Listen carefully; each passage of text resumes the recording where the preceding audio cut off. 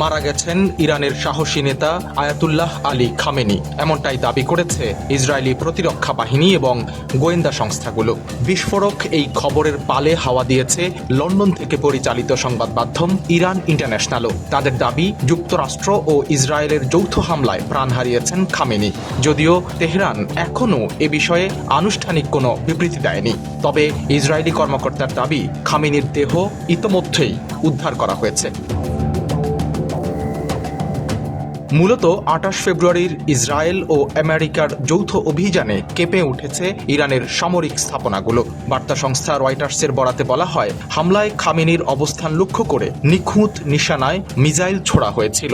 Donald ট্রাম্পের কড়া বার্তা, এই হামলা ইরানিদের জন্য নতুন ভোরের সুযোগ করে দেবে। অন্যদিকে এর প্রতিক্রিয়ায় বাহরাইনের মানামা গালফ সহ স্টেটগুলোতে ড্রোন হামলা শুরু করেছে ইরান। চারদিকে এখন শুধুই আগুনের লেলিহান শিখা।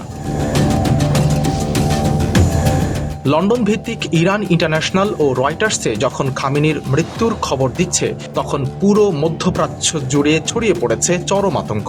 মধ্যপ্রাচ্যের এই রণক্ষেত্রে পরিস্থিতি প্রতি মুহূর্তে পাল্টাচ্ছে। খামেনির মৃত্যুর খবর যদি সত্য হয়, তবে পাল্টে যাবে গোটা বিশ্বের ভূ রাজনীতি। আর যদি এটি গুজব হয়, তবে ইরানের পরবর্তী পদক্ষেপ হবে আরও ভয়ঙ্কর।